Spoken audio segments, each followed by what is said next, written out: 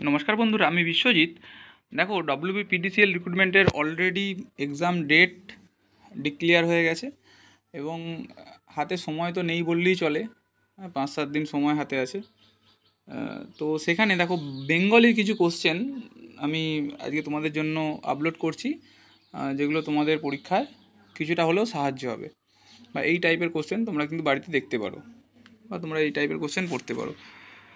তো দেখো, কিছু আনসিন প্যাসেজ আছে যেগুলোতে কোশ্চেন আসবে। তো আমি এরকম 3-4টে আনসিন প্যাসেজ এবং আরও কিছু শর্ট কোশ্চেন, এমসিকিউ কোশ্চেন এই ভিডিওর মধ্যে রয়েছে। তো অবশ্যই ভিডিওটা প্রথম থেকে শেষ পর্যন্ত দেখে নাও, তো তোমাদের হেল্প হবে। তো দেখো, ফার্স্ট কোশ্চেন সেটা হলো, বিজ্ঞান কিছু আনসিন আছে। এটা বিজ্ঞান মানুষের জীবনের প্রতিটি ক্ষেত্রে গভীর প্রভাব ফেলেছে। আজকে মানুষ সকাল থেকে রাত পর্যন্ত বিজ্ঞানের আবিষ্কারের উপর নির্ভরশীল। বিদ্যুৎ, কম্পিউটার, ইন্টারনেট, চিকিৎসাবিদ্যা, পরিবহন সবই বিজ্ঞানের উপহার। তবে প্রযুক্তির এই দ্রুত উন্নতি যেমন মানুষের জীবন সহজ করেছে, তেমনি নতুন সমস্যার সৃষ্টি করেছে। দূষণ, পরমাণু অস্ত্র, তথ্য চুরি, মানসিক বিচ্ছিন্নতা, এইসব তার নেতিবাচক দিক।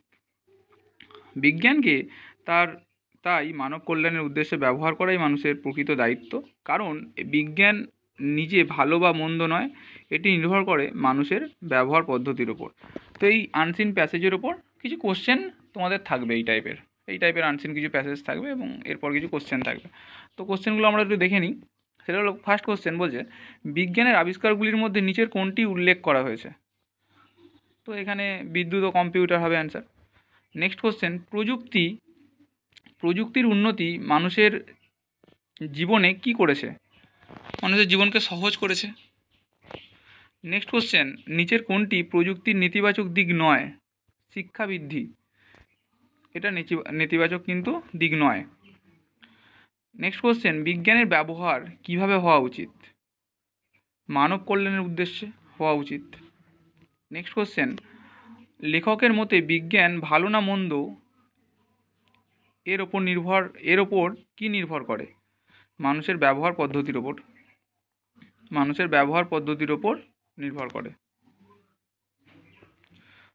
তো এই টাইপের কিছু কোশ্চেন আছে।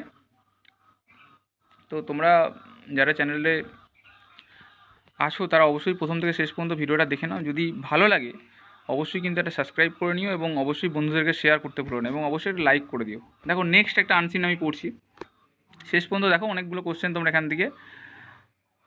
কোশ্চেন নিয়ে আলোচনা করছি এবং কিছু কোশ্চেন তোমরা কমনও পেতে পারো। বলছে, ভারতের স্বাধীনতা সংগ্রাম ছিল দীর্ঘ ও ত্যাগে ভরা এক ইতিহাস। ব্রিটিশ শাসনের শৃঙ্খল ভেঙে দেশকে মুক্ত করার জন্য অসংখ্য মানুষ নিজেদের জীবন উৎসর্গ করেছিলেন। কেউ কলম দিয়ে, কেউ অস্ত্র দিয়ে, কেউ বা গান সাহিত্য দিয়ে আন্দোলনে যোগ দিয়েছিলেন। মহাত্মা গান্ধীর অহিংস আন্দোলন যেমন বিশ্বকে চমকে দিয়েছিল, তেমনি নেতাজি সুভাষচন্দ্র বসুর তোমরা আমাকে রক্ত দাও, আমি তোমাদের স্বাধীনতা দেব আহ্বান তরুণদের উজ্জীবিত করেছিল। স্বাধীনতা সংগ্রামের আসল শক্তি ছিল দেশের সাধারণ মানুষ, তাদের দেশপ্রেম ও ঐক্য ত্যাগ। এবার কোশ্চেন আসছে এর থেকে। কি কোশ্চেন? ফার্স্ট 1 নম্বর কোশ্চেন আছে, ভারতের স্বাধীনতা সংগ্রাম কেমন ছিল? দীর্ঘ ও ত্যাগে ভরা। নেক্সট কোশ্চেন, মহাত্মা গান্ধী কোন নীতি অবলম্বন করেছিলেন? অহিংসা। নেক্সট কোশ্চেন, নেতাজি সুভাষচন্দ্র বসুর আহ্বান কী ছিল? তোমরা আমাকে রক্ত দাও, আমি তোমাদের স্বাধীনতা দেব। নেক্সট কোশ্চেন, স্বাধীনতা সংগ্রামের আসল শক্তি কারা ছিলেন? দেশের সাধারণ মানুষ। নেক্সট কোশ্চেন, স্বাধীনতা আন্দোলনের মানুষ কিভাবে অংশ নিয়েছিল? না কলম, অস্ত্র, সাহিত্য দিয়ে। নেক্সট আমি আরেকটা আনসিন প্যাসেজ পড়ি।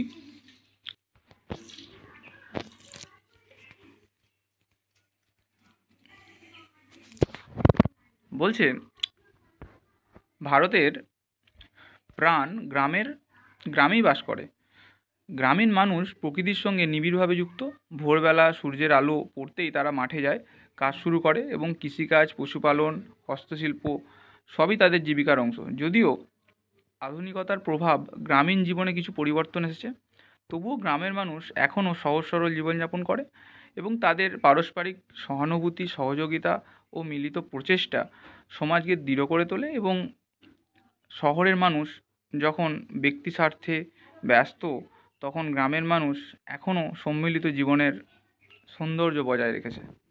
এর থেকে কিছু কোশ্চেন আছে। ফার্স্ট কোশ্চেন, ভারতের প্রাণ কোথায় বাস করে? অ্যান্সার গ্রামে। খুবই ইজি, জাস্ট এগুলো যদি আসে পরীক্ষায় তোমাদের 10 নম্বরের মধ্যে 3-4টে কোশ্চেন যদি এরকম চলে আসে আনসিন প্যাসেজের উপর, যেটা কিন্তু সবাই পাস করার জন্য, বাংলাটা পাস করার জন্য যথেষ্ট। এবং এখানে অনেকেই কিন্তু ফুল নাম্বার পাবে, 10-এ 10ই পাবে। নেক্সট কোশ্চেন, গ্রামের মানুষ প্রধানত কোন কাজে নিয়োজিত থাকে? কৃষিকাজ। নেক্সট কোশ্চেন, আধুনিকতার প্রভাবে কি ঘটেছে? কিছু পরিবর্তন এসেছে, আধুনিকতার প্রভাবে কিছু পরিবর্তন ঘটেছে। নেক্সট কোশ্চেন, গ্রামের মানুষের কোন গুণ সমাজকে দৃঢ় করে? সহানুভূতি ও সহযোগিতা। নেক্সট কোশ্চেন, শহরের মানুষের তুলনায় গ্রামের মানুষ কেমন জীবনযাপন করে? সহজ সরল। বেশি সময় নেব না, খুবই শর্ট ভিডিও হবে, তো তোমরা অবশ্যই প্রথম থেকে শেষ পর্যন্ত দেখে নিতে পারো। ভালো লাগলে অবশ্যই একটা লাইক করতে পারো এবং চ্যানেলটিকে সাবস্ক্রাইব করে নিতে পারো। দেখো নেক্সট একটা আনসিন, সেটা হলো বর্তমান যুগে পরিবেশ দূষণ, জলবায়ু পরিবর্তন মানবজাতির সামনে সবথেকে বড় সংকট হয়ে দাঁড়িয়েছে। শিল্পায়ন, নগরায়ন এবং বনধ্বংসের ফলে বায়ুমণ্ডলে কার্বন ডাই অক্সাইডের পরিমাণ দ্রুত বেড়ে চলেছে। এর ফলে পৃথিবীর উষ্ণতা বৃদ্ধি পাচ্ছে, বরফ গলেছে এবং সমুদ্রের জলস্তর ক্রমশ বাড়ছে। একদিকে অতিবৃষ্টি, অন্যদিকে খরা, এই চরম আবহাওয়ায় মানুষের জীবনকে বিপর্যস্ত করেছে এবং বিজ্ঞানীরা বারবার সতর্ক করেছে যে এখনই পদক্ষেপ না নিলে ভবিষ্যতে মানব সভ্যতা গুরুতর বিপদের মুখে পড়বে। তাই পরিবেশ রক্ষার দায়িত্ব প্রতিটি মানুষের, কারণ সুস্থ প্রকৃতি আমাদের টিকে থাকার একমাত্র ভরসা। এর থেকে কী কোশ্চেন আছে আমি দেখিনি কোশ্চেনগুলো। ফার্স্ট কোশ্চেন বলছে, বর্তমান যুগে মানব জাতির সবথেকে বড় সংকট কী? না পরিবেশ দূষণ ও জলবায়ু পরিবর্তন। আচ্ছা, নেক্সট কোশ্চেনে আসি, পরিবেশ দূষণের প্রধান কারণ কী? না বন ধ্বংস এবং শিল্পায়ন। আচ্ছা, নেক্সট কোশ্চেনে আসি, সেটা হলো পৃথিবীর উষ্ণতা বৃদ্ধির ফলে কি ঘটছে? না বরফ গলছে আর সমুদ্রস্তর বাড়ছে। আচ্ছা, নেক্সট কোশ্চেন, বিজ্ঞানীরা কি বিষয়ে সতর্ক করেছেন? মানব সভ্যতা বিপদের মুখে পড়তে পারে, এটাই সতর্ক করেছেন। আচ্ছা, লাস্ট কোশ্চেন, সেটা হলো লেখকের মতে পরিবেশ রক্ষার দায়িত্ব কার? প্রতিটি মানুষের। তো এই কিছু আনসিন আমরা দেখে নিলাম। এরপর আমরা কিছু শর্ট কোশ্চেনকে দেখব যেগুলো পরীক্ষায় আসতে পারে। দেখো এখানে কিছু সেরা গল্প উপন্যাস আছে, তোমরা এটা স্ক্রিনশট নিয়ে নিতে পারো। এর মধ্যে থেকে ইম্পর্টেন্ট হয়তো পরীক্ষায় তোমরা পেতেও পারো। বলছি কয়েকটি সেরা গল্প উপন্যাস, যেমন শ্রীকান্ত শরৎচন্দ্র চট্টোপাধ্যায়ের লেখা, রাজসিংহ বঙ্কিমচন্দ্র চট্টোপাধ্যায়ের লেখা, শেষের কবিতা রবীন্দ্রনাথ ঠাকুরের, আরণ্যক বিভূতিভূষণ বন্দ্যোপাধ্যায়, পুতুল নাচের ইতিকথা মানিক বন্দ্যোপাধ্যায়, কাছের মানুষ সুচিত্রা ভট্টাচার্য, কবি তারাশঙ্কর বন্দ্যোপাধ্যায়, সাবমোচন ফাল্গুনী মুখোপাধ্যায়।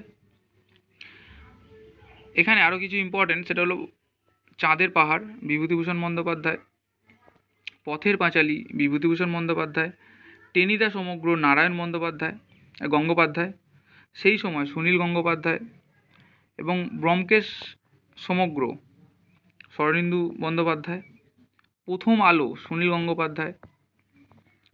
এইগুলো কিন্তু কিছু ইম্পর্টেন্ট তোমাদের পরীক্ষার জন্য, কিছু গল্প এবং উপন্যাস কিছু থাকবে পরীক্ষার জন্য।